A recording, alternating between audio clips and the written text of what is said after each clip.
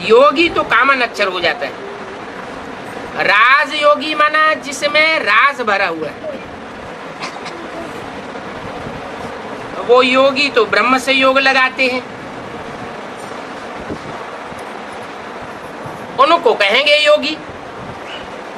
कौन से योगी? बाहर की दुनिया में भी ब्रह्म महत्तत्व से योग लगाते हैं, और जो ब्राह्मणों की दुनिया के हैं वो भी ब्रह्मा से योग लगाते हैं। ब्रह्मा भी तत्व है, जड़त्व तो है। कहाँ सुप्रीम सोल और कहाँ ब्रह्मा? ब्रह्मा और प्रजापिता ब्रह्मा, जमीन आसमान का फर्क है। ब्रह्मा की दिन और रात कही जाती है। ब्रह्मा दिन में भी आता है तो ब्रह्मा रात में भी आता है, लेकिन प्रजापिता ब्रह्मा की रात और दिन नहीं कहा जाता। प्रजापिता ब्रह्मा रात को दिन बनाने वाला है, और कलयुग के अंत में जब दुनिया में बिल्कुल अंधेरा छा जाता है, परमात्मा से भी सृष्टि पर पदार्पण होने वाला होता है, उससे पहले ब्रह्मा की रात कही जाएगी या दिन कहा जाएगा? ब्रह्मा की रात कही जाएगी। उस ब्रह्मा की रात को उस समय ब्रह्मा का दिन बनाने वाला कौन हुआ? शिव तो बिंदी का नाम है। प्रैक्टिकल में निमित्त चाहिए, वो कौन हुआ? ब्रह्मा को तो साक्षात्कार हुए, उनकी बुद्धि में तो कुछ भी नहीं बैठा। कुछ नहीं बैठा इसका मतलब अंधेरे में थे या उजाले में थी बुद्धि? अंधेरे में थी। गुरु गुसाइयों से भी पूछा, वाराणसी में विद्वान आचार्यों से भी पूछा,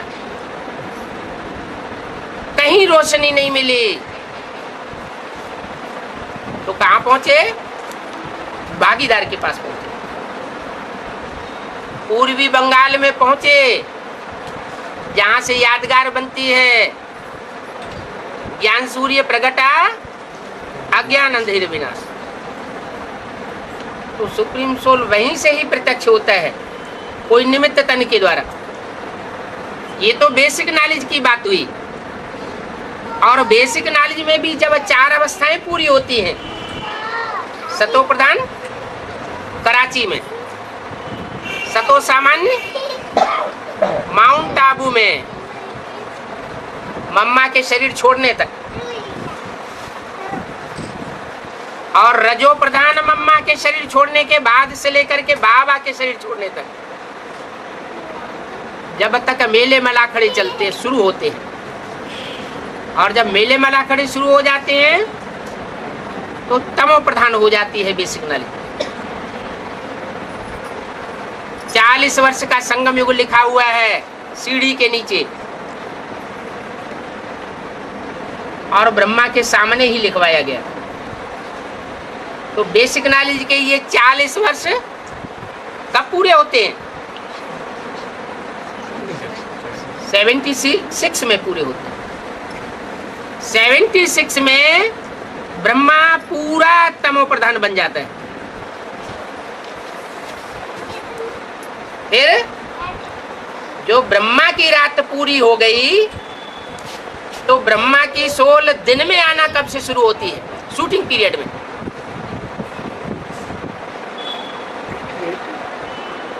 जब राम की सोल में ब्रह्मा प्रवेश करता है अधूरे चंद्रमा के रूप में, और चंद्रभाल कहा जाता है। तो ब्रह्मा के दिन की शुरुआत होती है, क्योंकि बीज रूप आत्मा के संसर्ग संपर्क में आने से ब्रह्मा की आत्मा जो जड़त्वमयी है उनकी बुद्धि भी थोड़ी चलायमान हो जाती है।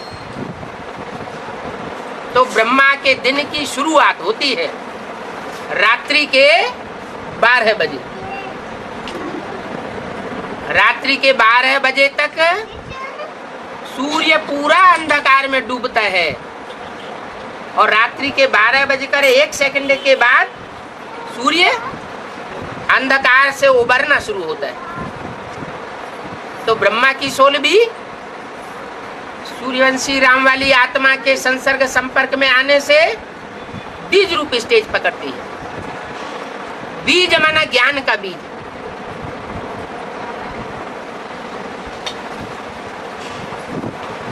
तो बाहर की दुनिया के योगी ब्रह्म तत्व से योग लगाते हैं और ब्राह्मणों की दुनिया के योगी ब्रह्मा जड़त्वमयी आत्मा से योग लगाते हैं। जड़त्वमयी आत्मा क्यों कहा गया? क्योंकि ब्रह्मा से भी ज्यादा बुद्धि मम्मा की चलती थी। शिव सुप्रीम सोल ने ब्रह्मा के मुख से जितना बोल दिया बस उतना ही उनकी बुद्धि में बैठा। जैसे बेसिक नॉलेज के बच्चों को कवित्त, दोहे, चौपाइयां रटाई जाती हैं, वो अपनी बुद्धि का प्रयोग नहीं कर पाते। उनको कहा जाता है बेबी बुद्धि। तो मुरली में भी ब्रह्मा को शिव बाबा ने क्या बोला? ये ब्रह्मा है बेबी। माना बुद्धि चलती नहीं है, गतिशील नहीं है।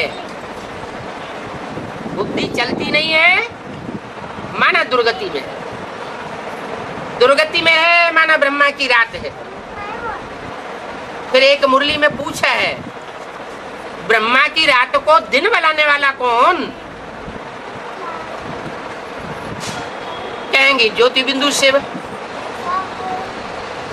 लेकिन उसे निमित्त तो नहीं कहा जा सकता। निमित्त कौन? तो बेसिक नॉलेज में भी वही प्रजापिता वाली आत्मा, वो भागीदार निमित्त बनता है। और एडवांस नॉलेज में भी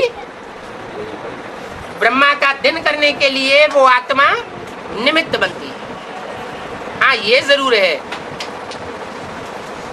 पहले ब्रह्मा की आत्मा की सदगति हो, तब दूसरी 500 करोड़ मनुष्य आत्माओं की सदगति हो। जब तक ब्रह्मा की सदगति नहीं हुई है या गति नहीं हुई है, तब तक और किसी की गति सदगति नहीं हो सकती। बाप बच्चों के पीछे बांधा हुआ है। जो सच्चा बाप होता है, घर में नरौरव नरक की आग लगी हुई है, तो बाप खुद अपने को बचाने के लिए उठकर नहीं भाग जाएगा और बच्चे को नहीं छोड़ देगा। क्या करेगा? बच्चे को बचाएगा और खुद भी बचेगा। बाप बच्चे के बगैर प्रत्यक्ष नहीं हो सकती। भले सन 76 से घोषणा कर दी कि नई दुनिया रूपी सवेरा शुरू होगा और पुरानी दुनिया का विनाश सन 76 में 10 वर्ष के बाद हो जाएगा। लेकिन ब्रह्मा की आत्मा पूरी संपन्न जब तक न बने, संपूर्ण चंद्रमा जब तक न बने, दूध के चांद से बढ़कर के संपूर्ण चंद्रमा बने, तब संपूर्ण सूर्य उदय हो। पूर्णमासी जब होती है तो एक तरफ चंद्रमा अस्त होता है और दूसरी तरफ सूर्य उदय होता है। यहाँ भी पूछते हैं, बेसिक नॉलेज वाले भी पूछते हैं, एडवांस वालों को भी प्रश्न पैदा होता है, आखिर ये गुलजार दादी में ब्रह्मा का पाठ कब तक चलेगा? ये गुप्त हो जाए तो भगवान भी प्रत्यक्ष हो जाए। लेकिन नहीं, जब तक वो पहला पत्ता जो सृष्टि का है वही संपन्न न बने, तब तक दूसरी आत्माओं की संपन्नता नहीं हो सकती। वो अधूरा है, तब तक सारी सृष्टि अधूरी है। विधर्मी आत्माएं तो अधूरी है ही है, क्योंकि वो चंद्रवंश के बाद आती है। त्रेता युग में चंद्रवंश, और उसके बाद इस्लामी, बौद्धिक, क्रिश्चियन, दूसरे दूसरे धर्म आते हैं। माना चंद्रवंश की रहबरी में सब धर्म पलने वाले हैं। बेसिक नॉलेज में भी चंद्रवंश की रहबरी में पलते रहे, अभी भी पल रहे हैं। और एडवांस में भी अम्मा अम्मा करने वाले छोटे बुद्धि के बच्चे ढेर हैं, जो अम्मा के बगैर जो स्वर्णिम संगम युगी दुनिया है उसको नरक समझते हैं। अपनी बुद्धि को सेट नहीं कर पाते ज्ञान में। जो ज्ञान सूर्य के बच्चे हैं वो इस प्रयास में रहते हैं कि हम नरक की दुनिया में रहते हुए भी अपनी बुद्धि को ऐसा सेट करें कि सुख भोगे और सुख देवे, न दुख लेवे और न दुख देवे। अभी हमारी मुट्ठी में भगवान ने स्वर्ग और नरक बनाने और बिगाड़ने की बुद्धि दी हुई है। हम चाहे तो स्वर्ग बनाने की शूटिंग करें और चाहे तो नरक बनाने की शूटिंग करें, हमारे ऊपर है। भगवान का कोई दोष नहीं है। लेकिन जो विधर्मी आत्माएं हैं वो भगवान को भी दोष देती है। क्या भगवान आया हुआ है, नरक बना के रख दिया। बेसिक नॉलेज में भी नरक बना हुआ है, तो एडवांस नॉलेज में भी नरक बना हुआ है, कहीं स्वर्ग नहीं दिखाई पड़ता। अरे सेट अपने को करना है या दूसरों को देखना है? गति सदगति पहले अपनी बुद्धि से शुरू होगी या दूर से दूसरों से शुरू होगी? स्व का परिवर्तन सारे विश्व का परिवर्तन। स्व का परिवर्तन नहीं किया, दूसरों को देखने में लगे हुए हैं, तो जो अपने कुल के हैं वो भी नहीं दिखाई पड़ेंगे। जो भी विधर्मी आत्माएं हैं, चाहे वो दुनियावी रीत से विधर्मी हो, इब्राहिम, बुद्ध, क्राइस्ट, उनके फॉलोअर्स हो, और चाहे उनके आधार मूर्त जड़ों वाली आत्माएं ब्राह्मणों की दुनिया की हो, और चाहे उनके बीज रूप एडवांस पार्टी की आत्माएं हो, वो सब बाप की ग्लानि करने वाली है। क्यों? क्योंकि बाप भी है, वो सुप्रीम टीचर भी है और सुप्रीम धर्मराज भी है।